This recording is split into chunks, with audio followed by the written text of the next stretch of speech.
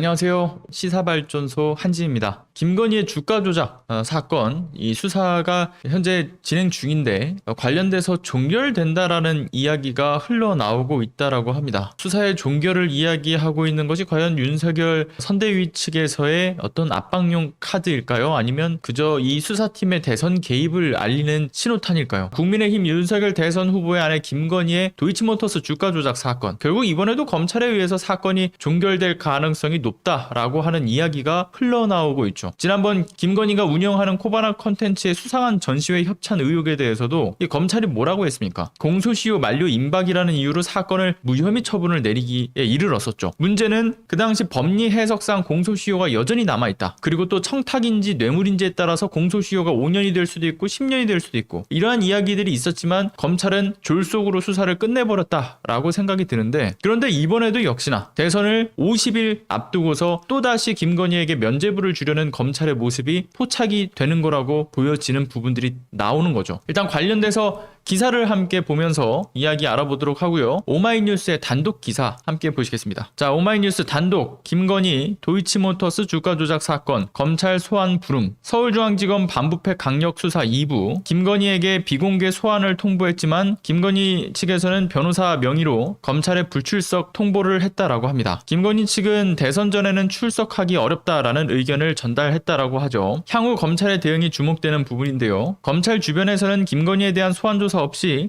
도이치모터스 주가 조작 사건이 종결될 가능성도 흘러나온다라고 합니다. 국민적 의혹이 있는 주요 인물 등의 본건 가담 여부는 계속 수사를 진행 중이라고 밝혔지만 수사 의지에 대해서는 끊임없이 의심을 받아왔던 만큼 이번 이 수사의 이 종결 가능성이 나오는 것 역시도 이 수사팀의 의지뿐만 아니라 대선 개입 가능성까지도 의심해 볼 만한 여지가 있다라고 보여지죠. 자, 박범계 법무부 장관 지난해 12월 26일 김건희는 쩐주로서 상당한 금액이 참여가 되어 있다. 검찰이 국민적 의혹에 합당한 결론을 내야 된다. 검찰이 내부적으로 김건희를 무혐의 처분하는 것으로 가닥을 잡으니까 박범계 장관이 견제구를 날린 것으로 해석되는 발언도 등장을 한 바가 있었죠. 자, 검찰은 비공개 소환 통보와 김건희 측의 불출석 통보에 대해서 현재 수사 중에 있고 수사 중인 사건의 사건 관계인 출석에 관해서는 확인해주기 어렵다라는 입장을 밝혔다라고 합니다. 검찰은 지난해 권오수 도이치모터스 회장을 주가 조작 혐의로 구속 기소한 바 있죠. 2008년 말 도이치모터스 우회 상장 이후 주가가 지속적으로 떨어지자 2009년 12월부터 2012년 12월까지 선수 이아무개, 부티크 투자자문사, 전현직 증권사 임직원 등과 공모해서 주가를 조작한 혐의를 받고 있습니다. 약 82억 원의 부당한 이득을 취한 것으로 조사가 되고 있다라고 하는 것도 이야기되고 있죠. 이 과정에서 김 씨가 주가 조작에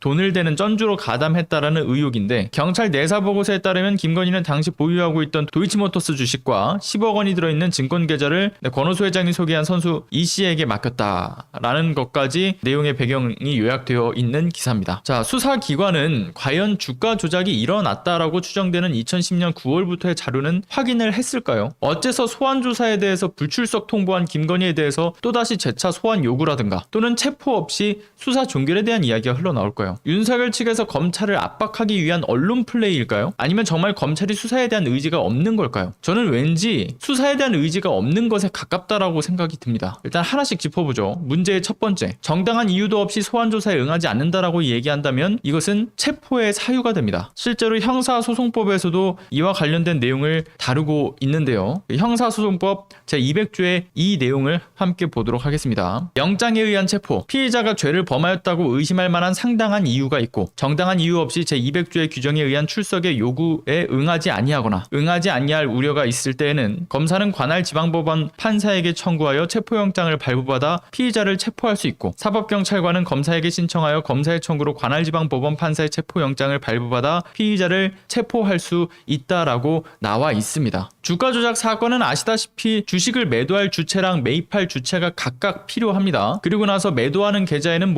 주식, 매수하는 계좌에는 현금을 넣어주고서는 이것을 이제 두 계좌 간에 서로 약속된 금액으로 주식 매입과 매도를 반복을 하지 않습니까? 그렇게 반복을 하면서 주가를 인위적으로 끌어올리는 형태로 나타나죠. 그렇게 해서 그 시장의 어떤 가격을 조정을 해서 시세 차익을 거두는 이 주가 조작의 전형적인 방법이 도이치모터스 주가 조작에서도 확인이 됩니다. 자, 이러한 주가 조작의 기본 과정에는 쩐주와 선수들의 합작을 위한 계좌도 중요하지만 가장 중요한 것은 뭡니까? 바로 대주주의 역할이죠. 김건희가 당시 도이치모터스 주식의 24만 8천 주를 갖게 되면서 바로 이 대주주로 올라섰습니다. 그런데 무엇보다 김건희가 대주주로 올라선 그 배경 자체가 이미 계획된 수순이었다라고 보여지는 부분들이 포착이 되는 부분들이 이미 밝혀진 바가 있죠. 권오수 도이치모터스 회장으로부터 선수인 이정필을 소개받기 8개월도 전에 권오수 회장의 수족으로 불려왔던 두창섬유 그 이모 전 대표를 통해서 김건희는 시장 외 그 거래인 이 블록딜을 통해서 대폭 할인되었던 가격으로 대규모 주식을 넘겨받아가지고 대주주로 올라섰던 것이고요. 무엇보다 특히 이정필의 그 경찰 내사 진술서에도 보게 되면 매도 물량이 없어가지고 매수 계좌 200만 주를 확보해야 되는 상황에서 그 권오수 회장이 주변 지인들한테 그 매입을 권유했다. 그리고 그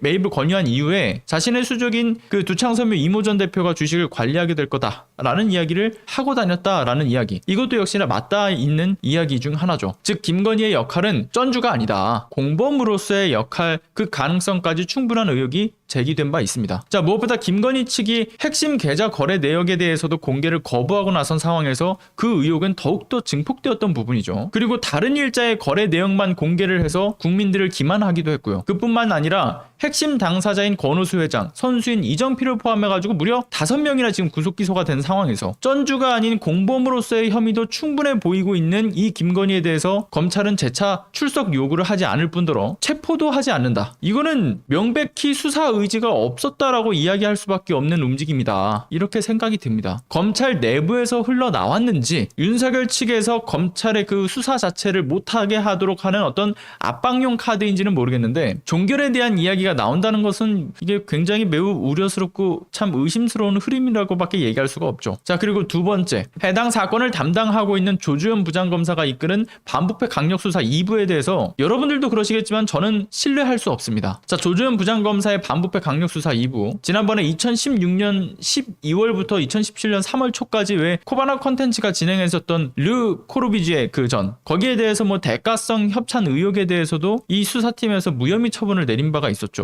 근데 그랬던 수사팀, 그 당시에 뭐 전시회 종료 시점으로 보면은 뭐 공소시효가 올해 3월까지 보장이 되고, 무엇보다 청탁인지 뇌물인지에 대해서 그 판가름이 됨에 따라서 공소시효도 무려 2배 이상이나 차이가 나는데, 청탁인지 뇌물인지에 대해서 제대로 수사도 안 하고 가장 공소시효가 낮은 청탁으로 보고 있는 그 청탁, 그것으로 기준으로 해서 공소시효 임박이라는 이해할 수 없는 근거로 무혐의 처분을 내렸던 그 수사팀입니다. 중요한 것은 이때도 김건희에 대해서 소환조사를 단 한 번도 하지 않았다라는 거, 서면조사 단 한 번으로 무혐의 처분을 내렸던 바가 있죠. 근데 이번에도 역시나 소환조사가 단 한 번도 없이 이 수사를 종결하려고 한다라는 이야기가 이 수사팀 내부에서 흘러나왔을 가능성은 저 개인적으로는 충분하다라고 보여지는 포인트라고 생각합니다. 특히나 반부패 강력수사 2부를 이끌고 있는 조주현 부장검사 어떤 사람입니까? 검찰 간부들의 직무유기 사건이었던 공문서 위조와 사문서 위조 사건에 대해서 마땅한 명분도 없이 혐의 없음 처분을 내렸던 이 제19 감싸기 의혹의 검사로 유명하죠. 마찬가지로 반부패 강력수사 2부에 함께하고 있는 한문혁 검사, 이 사람은 또 뭡니까? 꼬마 한동훈이라고 하는 별칭이 붙어있는 검사죠. 게다가 서울 남부지검 증권범죄 합동수사단에서 신라젠 수사를 했었고요. 서울중앙지검에 있었을 때는 조국 전 법무부 장관의 가족수사, 사모펀드 사건 수사를 진행한 바 있던 검사죠. 게다가 룸사롱 접대 검사들의 99만원 불기소 세트라고 하는 그 밈, 이 밈을 만들어낸 장본인이기도 합니다. 그러니까 정말 말도 안 되는 황당한 조건을 들이밀면서 제19 검사들에게 면죄부를 만들어줬죠. 그 99만원 불기소 세트로요. 게다가 한문혁 검사요, 특수부 이중대라고 부를 수 있는, 게다가 특수통 라인에서는 가장 가고 싶어하는 1순위로 꼽히고 있는 서울 남부지검 증권범죄 합동수사단 소속이었다. 이 점을 다시 한번 강조를 해야 될 것 같아요. 특수통의 자금줄, 그 특수통 검사들의 자금줄이라고 불렸던 곳이 바로 이 합수단이죠. 제가 지금껏 이 증권범죄 합동수사단에 관련돼서는 제가 거의 뭐 1시간에 이르는 동안의 이야기를 거의 뭐 한 2번에서 3번 이상 여러 번 아마 설명을 드렸던 것으로 기억을 하는데, 이곳이 이제 금감원하고 국세청과 같은 유관기관에서 이 합수단의 인력들을 파견 보낸다라고 말씀을 드렸죠. 그래서 금융범죄에 대한 모든 수사들을 독점적으로 관리하고 수사했던 곳이라고 보시면 돼요. 그러니까 뭐 금감원을 통해서 자료를 요청하고 뭐 국세청에서 자료를 요청하고 요청하고 이런 다 필요 없고 그들이 파견 보낸 인력들을 통해서 이런 정보들을 뭐 수시로 아주 그냥 바로바로 이제 받아볼 수 있는 어떤 합수단이 꾸려져 있었죠. 그래서 왜 서초동 일대 브로커들이 이들한테 돈을 찔러 넣어가지고 딜을 하려고 정말 왕성한 활동을 했다라고 할 정도의 이야기도 계속해서 돌기도 했습니다. 그리고 하필이면 김건희 도이치모터스 주가 조작의 경찰 내사 중지에 그 결정적 역할을 했던 금감원의 비협조가 바로 검찰을 통해서 이야기를 해라. 니들이 우리한테 협조 요청해봤자 줄 수 없어. 검찰 통해서 와. 라고 하는 이야기였죠. 그거는 당시 그 경찰의 실제 진술이 있었습니다. 금감원에서 그런 이야기를 했다라고 하죠. 그리고 금감원이 금융범죄를 몰아서 그 수사관을 집중시켰던 곳이 제가 앞서 말씀드렸던 이 한문혁 검사가 있던 증권범죄 합수단이었고 그 증권범죄 합수단의 영향력 때문에 사실상 도이치모터스 주가 조작 그 내사 중지가 되었던 것이다. 이렇게 볼 수도 있을 것 같습니다. 앞서 말씀드린 제19 감싸기에 논란이 있는 조주현이 수사팀을 이끌고 윤석열의 특수통 후배면서 99만원 불기소 세트에 도이치모터스 수사무마의 어찌 보면 이해 당사자가 될 수도 있는 그 합수단의 소속이었던 한문혁, 이 한문혁 검사가 뒤를 든든히 받쳐주고 있는 이 반부패 강력수사 2부를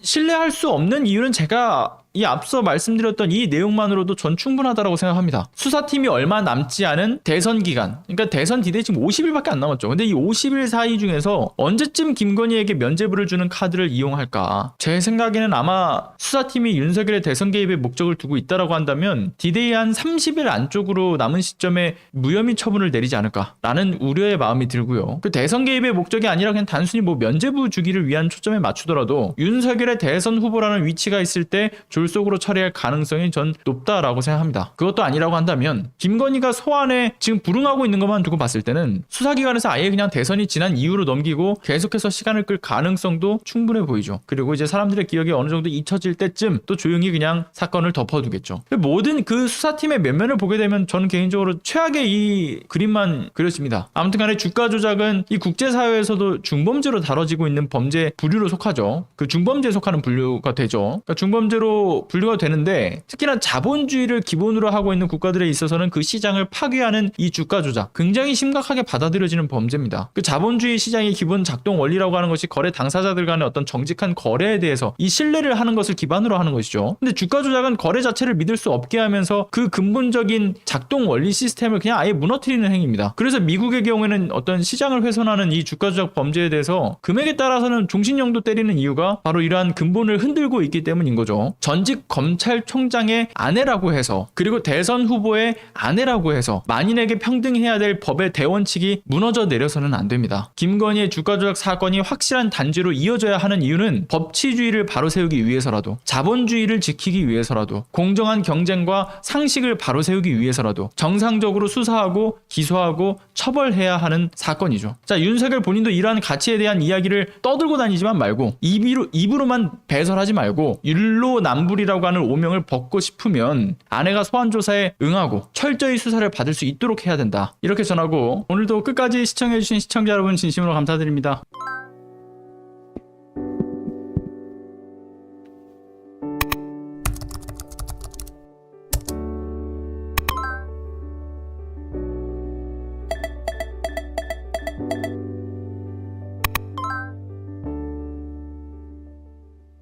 안녕하세요. 시사발전소 소장 한지입니다. 시사발전소는 진실을 찾는 민주언론으로서의 역할을 다하기 위해서 다양한 방법으로 활동을 이어나가고 있습니다.